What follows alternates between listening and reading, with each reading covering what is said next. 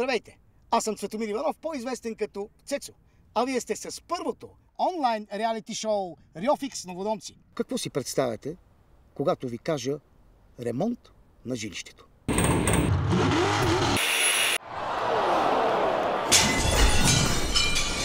В нашето реалити шоу Рьофикс Новодонци ще търсим хора, които имат нужда от ремонт. Искам да кажа апартаментите им. И както става в живота, ще оставим всичко на случайността. Абсолютно случайно ми се лепна този вестник на лицето. Ето, Филип Аврамов търси майстори. Фицата ми е приятел, колега, той е човек. Фица, братче, честито. Пич, ти си човека. От днеска стартирам онлайн реалити за ремонтни дейности. Не стопиш ли, бе? Не. Абе, отдай джакпота, бе! Целият ремонт ще ти излезе абсолютно безплатно. Дай да видим колко е зле и да се разберем и да го почваме.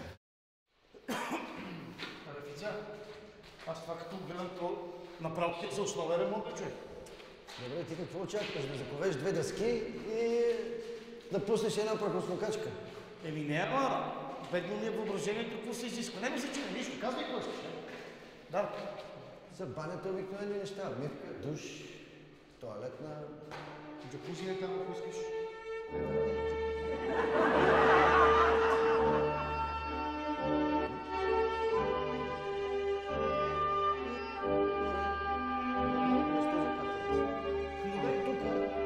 Едно езерце и вътре имаш.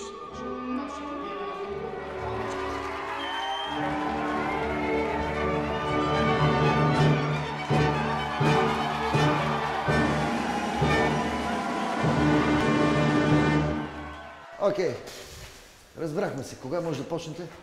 Еми аз като ги гледам тия голи стени, ми се иска да почна от вчера. Добре. Значи, разбрахме се. Най-добре да започне от днес. Нали? Окей? Ще стане 6.